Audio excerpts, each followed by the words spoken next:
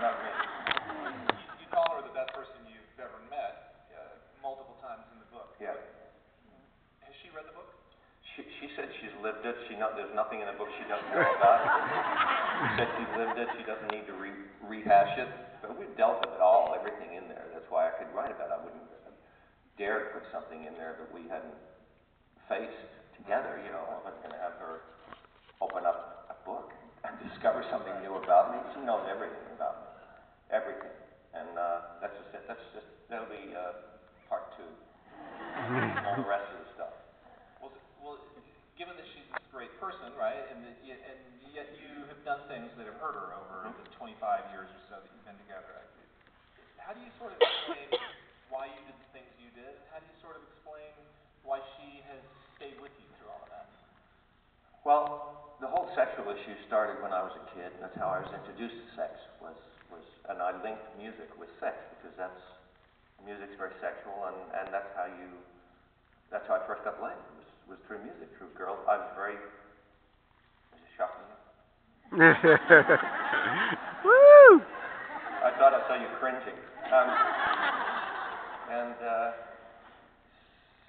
Well, I also have ADD, so what was that? You started out as a musician, and you realized right. you laid. So it became a habit. Don't laugh, you might have it too. It became a habit, you know, and I really I thought it was, you know, the musician's right. I mean, I never ever considered it was something I shouldn't be doing until I met Barbara. And I'd had serious girlfriends before that, but it was just, you know, they went away and I went back to my own practice, or I went on the road, and, you know, so it was habit. And it's like a drug habit. It's the same thing. It becomes a habit. It's something that this is just what I do, and it's a hard thing. It's a hard thing to break. And once I wanted to change my life and get married and have a family, that's when it became a problem. Because it wasn't a problem really up till then. It was great. Yeah. And so it became a problem, and we went through it, and we faced it, and decided that we're better together than we are apart. And we've been together for 30 years, and she's definitely the princess, and I'm definitely the frog with the warts, as I say in the book. And she is the most amazing person I've ever known. And people have always asked us, how are you still together after 30 years, especially in this business? Well, I explain it pretty thoroughly in the book. It's because of her. Right. But are you surprised that she stayed around for 30 years, given all the things that you've done? No. I certainly, you know, we've been close to divorce a couple of times. It hasn't been a smooth ride, but marriage isn't a smooth ride, and that's why there's so many divorces. Is because people, you know, not everyone's meant to be together, but people bail at the first real serious pothole, and we haven't, you know. And unfortunately, I've dug most of those potholes myself. But we've decided not to break up the family. And this is not giving. And I don't have a free rein to do what I want. I would, you know, we could still, if I pulled some boneheaded move, I could still, you know, I'd probably kick myself out. Right. But there has to be forgiveness in a relationship. Otherwise, it can't exist. I've tested her beyond belief. I think if they've read the book, they know that. Yeah. And there's plenty about sex and depression in the book. But I want to move on and talk about some other stuff. Just random. I'm happy to talk about sex and depression. You want to give them something to save for, you know, when they get home and read the book. Yeah. No, there's a lot. I do treat it with a sense of humor. Although, obviously, when it gets too dark, it's pretty hard to laugh at it. But I do treat it with a sense of humor, and I'm, you know, ready to admit that it's false. Okay.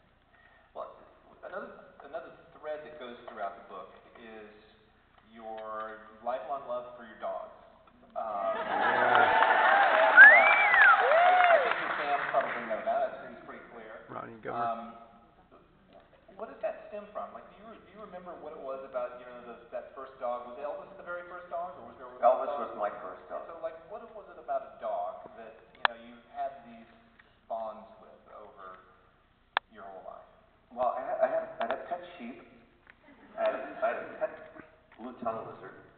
we had pet little tiny lizards. And dogs were just the coolest of them all. They were furry, and they were, they just,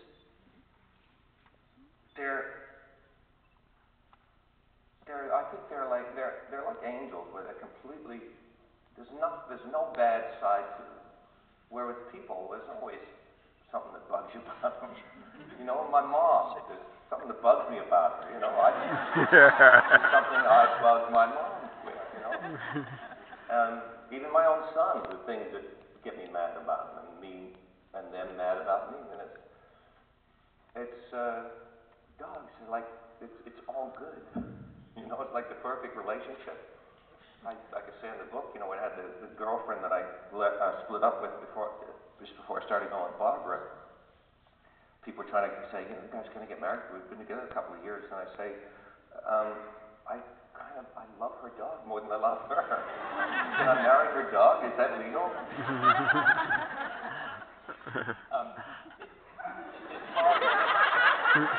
As far as just like having the dog around you, I mean, it seems like you spent a lot of time just hanging out with your dogs, whether it was Ronnie or Gomer, or, you know, those are the two that get the most time in the book, I think. Maybe those are the longest. Yeah, they were the longest dog relationships you had. But just in terms of having that dog around you, whether you're making an album or sitting at home, maybe what does that do for you? It heals me. I mean, I see my son, my eldest son Liam, do it too with Gomer. He'd come down feeling maybe bad about something, and Gomer would be in his bed, and he'd go and lie with him for half an hour.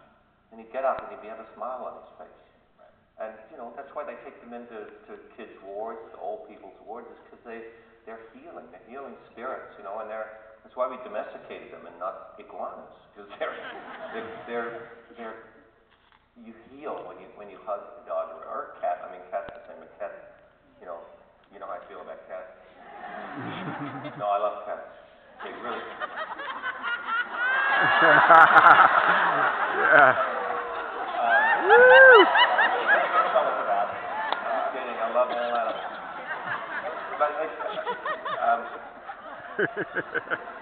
yeah. The cats are just a bit snooty, you know. You gotta. Now I've had pet cats. I had a pet cat called Errol. I don't know if I mentioned in the book. No? They know. Yeah, let's move on. Right? No, he committed suicide.